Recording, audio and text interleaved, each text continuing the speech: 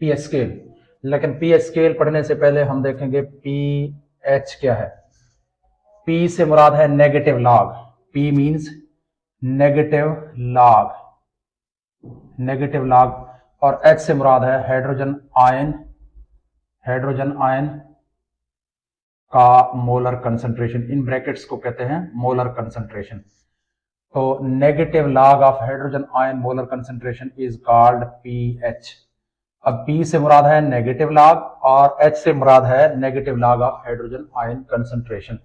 तो हम यहां पे लिखेंगे P मींस यहां P का मतलब है negative log, and PH means PH का क्या मतलब है, negative log of hydrogen ion molar concentration, in brackets को मोलर कंसंट्रेशन कहते हैं। अच्छा जी, अब पीएच का फार्मूला क्या बनेगा, pH is equal to negative log hydrogen ion molar concentration. अच्छा, अब स्टार्ट करते हैं कि पीएच स्केल क्या है। पीएच स्केल को डिस्कस करेंगे। पीएच की डेफिनेशन आ गई है, pH means negative log of hydrogen ion molar concentration. तो यहां पे चाहे तो पीएच को हेडिंग बना के पीएच की डेफिनेशन इसको लिख दें। अच्छा जी, अब पीएच स्केल वाटर की बेस पे बनाई गई है। अब वाटर से ही स्टार्ट करते हैं। हमारे पास वाटर जहां भी मौजूद हो तो वाटर की ऑटो आयोनाइजेशन होती रहती है, लेकिन बहुत कम होती रहती है। यानी अगर 1 करोड़ आपके पास मॉलिक्यूल है तो उनमें से 5-10 मॉलिक्यूल जो है वो ऑटो आयोनाइजेशन होगी, उनकी खुद ब खुद वो आयोनाइज हो रहे होंगे। अच्छा जी, हमारे पास है वाटर, पानी। अब पानी की जब ऑटो आयोनाइजेशन होगी तो पानी टूट जाएगा अपने आयंस में H+ और OH नेगेटिव आयन में, यानी हाइड्रोजन आयन और हाइड्रो ऑक्साइड आयन में। अब क्या करते हैं हम पानी के लिए, अब इक्विलिब्रियम कांस्टेंट की वैल्यू मालूम करते हैं, इज इक्वल टू इस इक्वेशन के मुताबिक hydrogen ion molar concentration into hydro oxide ion molar concentration divided by H2O molar concentration.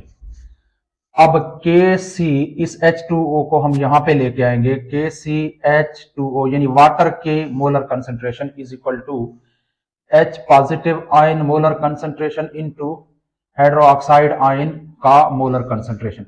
इस H2O का मतलब हम KW भी लिख सकते हैं, इज इक्वल टू कितने के बराबर है, H पॉजिटिव आयन का molar concentration into hydro oxide ion का मोलर कंसंट्रेशन।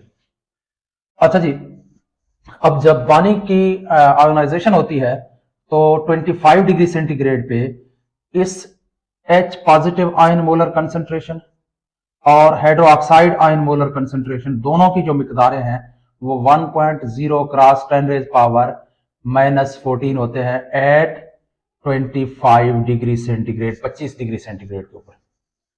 अच्छा जी, अब देखें अगर पानी की जब हाइड्रोलाइसिस होती है, यानी पानी जो है इसकी ऑटो आयोनाइजेशन होती है, पानी की क्या होनी है, ऑटो आयोनाइजेशन ऑफ वाटर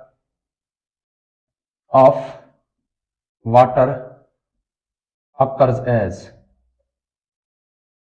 पानी की ऑटो आयोनाइजेशन होती है इस प्रोसेस से। अच्छा जी, तो उसमें देखें पानी के आयोनाइजेशन के दौरान H पॉजिटिव आयन जितने हैं उतने ही हाइड्रो ऑक्साइड आयन है, यानी दोनों की मिकदारें बराबर है। तो टोटल कितने हैं 1.0 क्रॉस 10⁻⁻14, इसमें से हाफ H पॉजिटिव आयन है, हाफ OH आयन है। तो इसका मतलब है हमारे पास H पॉजिटिव आयन की जो मोलर कंसंट्रेशन है वो कितनी होगी, 1.0 क्रॉस 10⁻⁻7। इसी तरह से हाइड्रो ऑक्साइड आयन की मोलर कंसंट्रेशन कितनी होगी, वो भी 1.0 क्रॉस 10⁻27, क्योंकि दोनों की मिकदारें जब वाटर की ऑटो आयोनाइजेशन होती है तो हाइड्रोजन आयन और हाइड्रो ऑक्साइड आयन दोनों की मिकदारें बराबर होती है। अच्छा जी, अब हमारे पास पीएच किसके बराबर होता है, पीएच इज इक्वल टू, यहां से हम देख चुके हैं, negative log of hydrogen ion molar concentration. अब pH is equal to negative log of hydrogen ion molar concentration की मिकदार यहां से चेक करें कितना है, 1.0 क्रॉस 10⁻⁻7, ये हमेशा 7 के बराबर आती है। अब हम देखेंगे pOH, negative log of hydro oxide ion molar concentration is equal to negative log of hydro oxide ion molar concentration, p means negative log. अच्छा जी, अब यहां पे OH की वैल्यू पुट करते हैं यहां से देख के, तो कितना है POH हमारे पास कितना आ रहा है, इज इक्वल टू कितना है, नेगेटिव लॉग ऑफ 1.0 क्रॉस 10⁻⁻⁷ ये कितने के बराबर आएगा, ये भी 7 के बराबर। अब अगर PH प्लस POH दोनों को हम इकट्ठा करें तो हमारे पास जवाब क्या आएगा, 7 + 7 = 14। इट्स मीन्स कि हमारे पास PH प्लस POH हमेशा कितने के बराबर आएगा, दोनों जो है ये 14 के बराबर आएंगे। बाबू थोड़ी चेक करा सको। अच्छा जी, अब यहां पे इसी बेस के ऊपर एक स्केल बनाया गया है जिसे पीएच स्केल कहते हैं। अब पीएच स्केल की डेफिनेशन क्या है, पीएच स्केल क्या है, pH scale is a scale, pH scale is a scale that is used to measure pH of a substance या सॉल्यूशन। किसी भी सब्सटेंस की पीएच को मालूम करने के लिए यूज होता है, एक ऐसा स्केल है। ये आपके सामने है, ये पीएच स्केल है, इसमें ये पीएच दिए हुए हैं और ये पीओएच दिए हुए हैं। अब जिस चीज की पीएच 0 है उसका पीएच 14 होगा, जिसकी 1 है पीएच उसका 13 होगा, सो ऑन। और इस स्केल के मुताबिक हम एसिड और बेस की अगर पीएच मालूम करें तो एसिड जो होते हैं, एसिड का पीएच, पीएच ऑफ एसिड हमेशा, पीएच ऑफ एसिड हमेशा कम होता है, इज लेस देन 7 से कम होता है। और जो पीएच ऑफ बेसिस होता है, बेसिस की जो पीएच होती है, पीएच ऑफ बेसिस वो हमेशा 7 से ज्यादा होता है, ग्रेटर देन 7। और जो न्यूट्रल सब्सटेंसेस हैं जैसे water, pH of neutral substances, उनका जो पीएच होता है, न्यूट्रल सब्सटेंसेस का पीएच हमेशा = 7 होता है। वाटर हमारे पास एक न्यूट्रल चीज है, इसलिए वाटर की जो पीएच है, pH of water is always कितना होता है, =7। इस स्केल के मुताबिक वाटर जो है वो न्यूट्रल है।